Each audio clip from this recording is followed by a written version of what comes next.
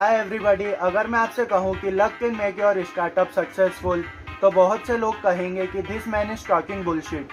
But इस video में मैं आपको एक ऐसी स्टोरी बताने जा रहा हूं जो शायद आपको ये बात मानने के लिए मजबूर कर दे कि luck can make your startup successful.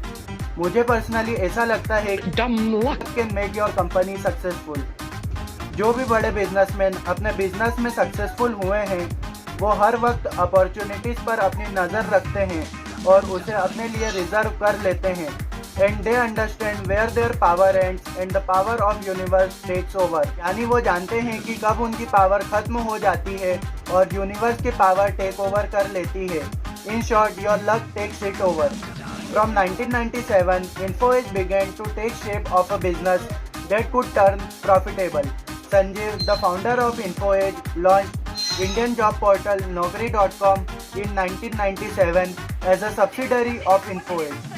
Naukri.com को लॉन्च करने के एक साल बाद 1998 में .com बस्ट इंडियन शोर्स तक आ गया था।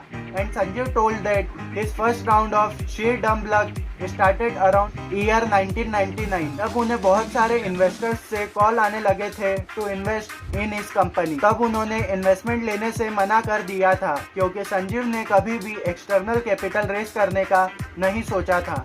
And that time he had no clue about .com bust and venture capitalism. Sanjeev को बिजनेस करने का ट्रेडिशनल तरीका पता था, प्रॉफिट जनरेट करो और उसे बिजनेस में री इन्वेस्ट करो। पर संजीव ऐसा सोचते थे कि ऐसा क्या है जो बाकी लोगों को समझ आ रहा है पर मुझे समझ नहीं आया।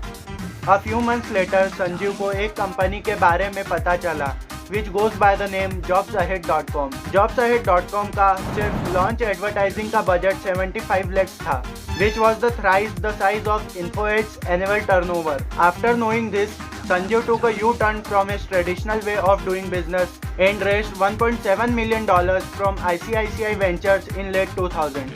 पर मार्च 2001 से हमारी इकोनॉमी रिसेशन में जाना स्टार्ट हो गई थी। सभी को लग रहा था कि that it was a temporary correction, पर संजीव को ये बात पता थी कि ये कोई करेक्शन नहीं है बल्कि एक रियल क्रैश है। तब उन्होंने फंडिंग के पैसे से एफडी करवा ली और ICICI से कहा कि this is going to be a big crash, तो हमें बिजनेस को स्लोली ही करना है। पर अगर हमें ये फंडिंग कुछ महीनों पहले मिल जाती तो we would have foolishly spend the money.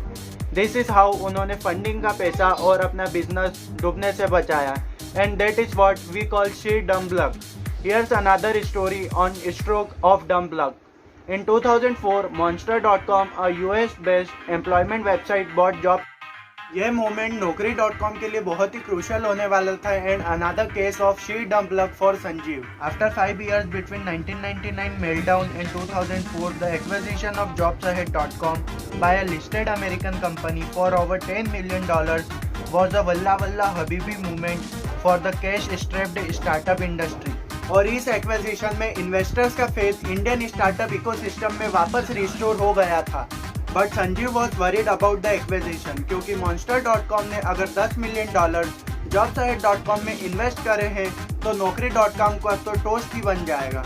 पर एक टिपिकल अमेरिकन कंपनी जिसने एक एमर्जिंग मार्केट की कंपनी को एक्वायर करा होगा यूजुअली हैव डिफरेंट प्लान्स। पर Monster.com चाहता था कि jobsahead.com Monster.com के नाम से जाना जाए और इसके लिए उन्होंने दोनों कंपनीज की सेल्स टीम को मर्ज कर दिया ताकि उन्हें और भी अच्छी टेरिटरीज दी जा सके। बट एक्चुअली jobsahead.com की सेल्स टीम Monster.com की सेल्स टीम से कहीं गुना अच्छी थी, पर उन्हें डिफिकल्टीज का सामना करने के लिए छोड़ दिया गया because their territories are merged with Monster.com। और Monster.com का कहना था कि उन्हें एटलीस्ट 2 साल तक दोनों ब्रांच को अलाइव रखना है, पर Monster.com jobsahead.com में एक भी पैसा इन्वेस्ट नहीं करेगा। ये जो केओस jobsahead.com और Monster.com के बीच चल रहा था, इसके बीच 2 साल में InfoEdge ने अपना गेम इम्प्रूव कर लिया।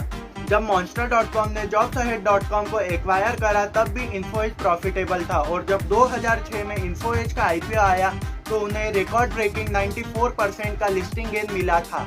As jobsahead.com and Monster.com merge went wrong, Naukri.com steadily profit generate कर रहा था और अल्टीमेटली InfoEdge मैराथन जीत गया। So here are some key takeaways from this story. Number 1, InfoEdge ran on a steady course rather than sprinting like its competitors. Number 2, Info Edge was running business to remain sustainable in long run. And number 3, wise decision making was a more significant factor in its success rather than its competitors failing. And last, your luck will help you, but you have to keep in mind what your goals are. So here are 2 stories that show you how luck works. Your luck knocks your door most of the times, but it's up to you कि आप उस luck को पहचान कर उस opportunity को अपने लिए, अपने goals को पूरे करने के लिए कैसे use करोगे. Now before ending this video, आपके लिए एक छोटा सा मगर काफ़ी effective task देकर जा रहा हूँ. Take a pen and paper. उसमें वो सब opportunities note down कीजिए जो आपने miss करी है. This will not gonna change your past, but this will definitely help you identify the new opportunities for you. So आज के वीडियो के लिए इतना ही. अगर आपको ये वीडियो पसंद आया हो तो make sure you hit the like button and subscribe button and share it to your friends.